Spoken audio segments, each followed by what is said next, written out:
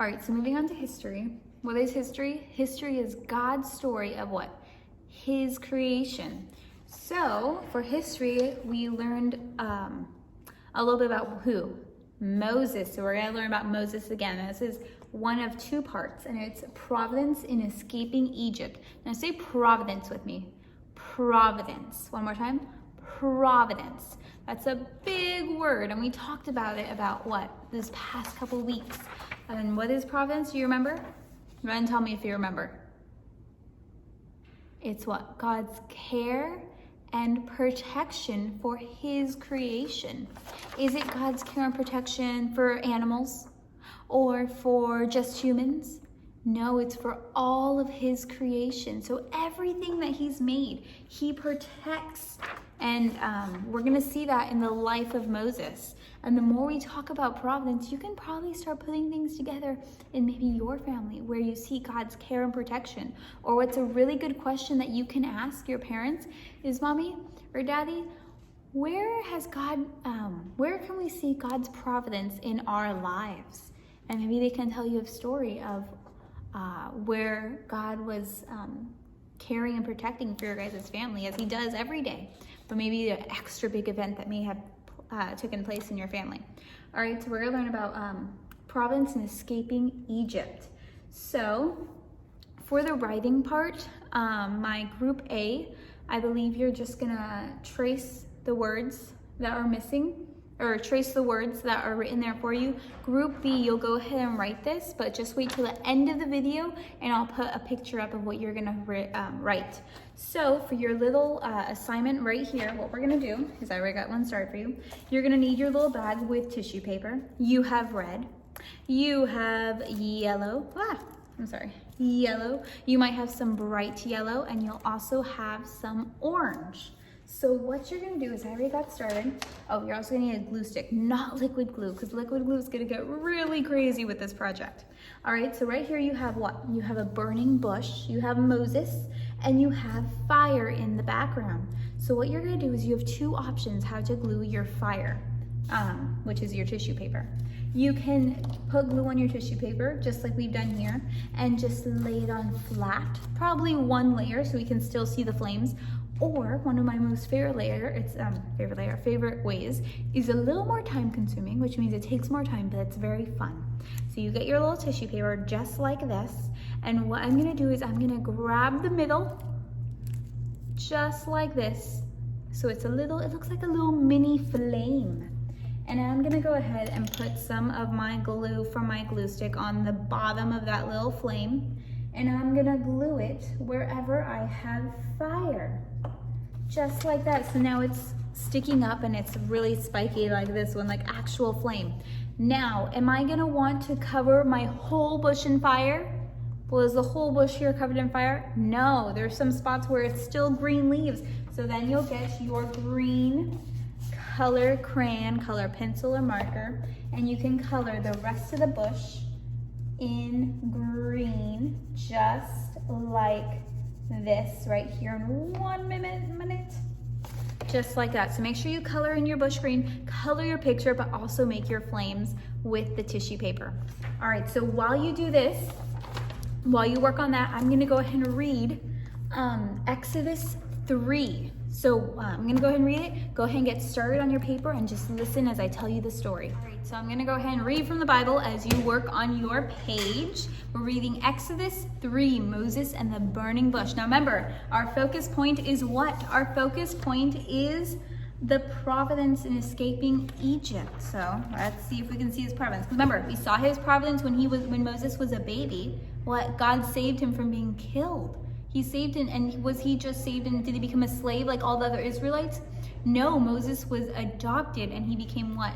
He became a prince of Egypt. So now this is when he's older, all right? He left Egypt, and let's see what happened in his life. Moses was taking care of a flock of his father-in-law's in Jericho. So where is he at now? He's in Jericho. Moses led the flock to the western side of the desert. He came to Horeb. It was a mountain of God. There an angel of the Lord appeared from inside a burning bush. Moses saw that the burning bush was on fire, but it did not burn up. So Moses thought, I will go and see this strange sight. Why does it not burn up? So what happens when something burns? Does it smell good? No, if someone's cooking in your house and they burn some food, it probably does not smell good. Now what about if this plant was burning up? Would it stay healthy and green? No, it turned black and it'd start to fall to the ground. But was that happening to this bush? Was there a bad smell coming from it? No.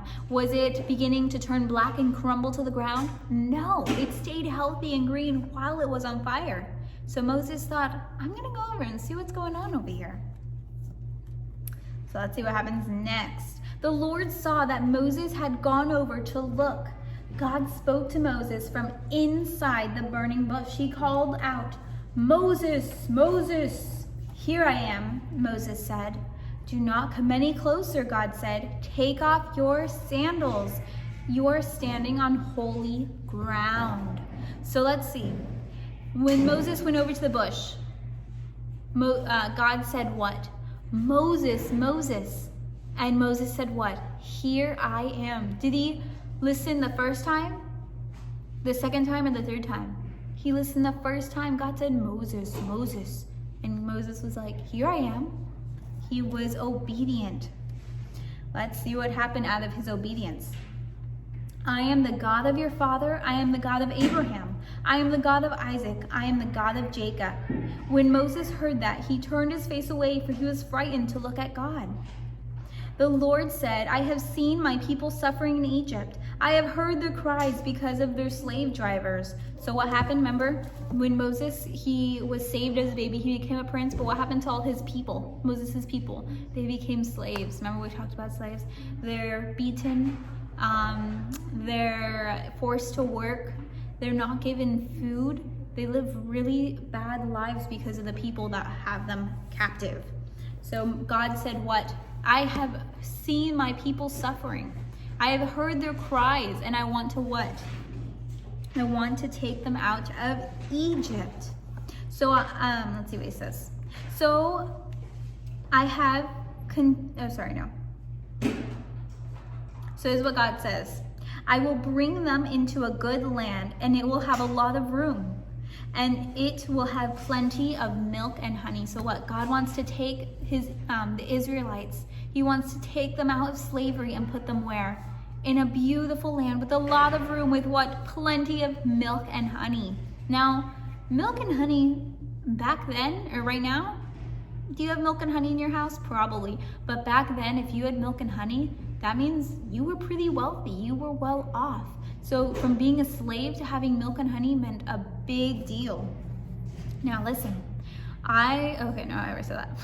Okay, so, but Moses told God, who am I to go to the Pharaoh? Who am I that I should bring the Israelites out of Egypt? God said, I will be with you, and I will give you a sign that will prove I have sent you.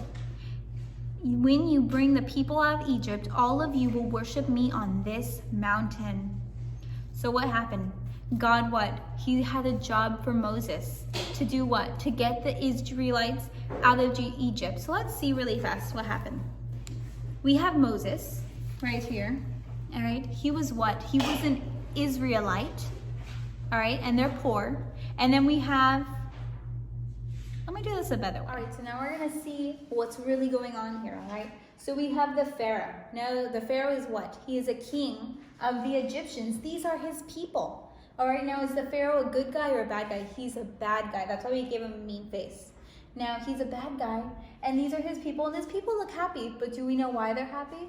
Because the Pharaoh has the Israelites as their slaves. So these people work day and night for the Egyptians to make them happy. Because what happens if they don't make them happy? They get hurt. So the Egyptians aren't good people here. All right, so now we have Moses, who's brothers with who? Remember, Moses, when he became adopted, he was brothers with the Pharaoh. Now, if Moses never had become adopted, what would have happened? Would he be able to go to the Pharaoh and talk to him and say, please let my people go? No, because if you go to a king for a command like that, you would be killed. All right, that's why these people could never go to the Pharaoh, because if they went to the Pharaoh, they would die. But because Moses, even though these are his people right here, he was able to go to the Pharaoh and ask them to what? to let his people go. So now it's just up to the Pharaoh if he wants to let them go or not. But do you see the providence in God's life? Or in God's life, in the life of Moses, how God always cared and protected Moses. Even when he was a baby, God what? He saved him from the Pharaoh killing him. And then when Moses was saved, was he an Israelite? No, he was adopted into the Israelite family. And because he was an Israelite family, he was adopted into the Egyptian family. And because he was adopted into Egyptian family, he was able to go to the king to let his people go. So eventually, not yet, but eventually, these people are going to be happy with blue smiles. These people are going to be happy because why? Moses was able to what? Let his people go.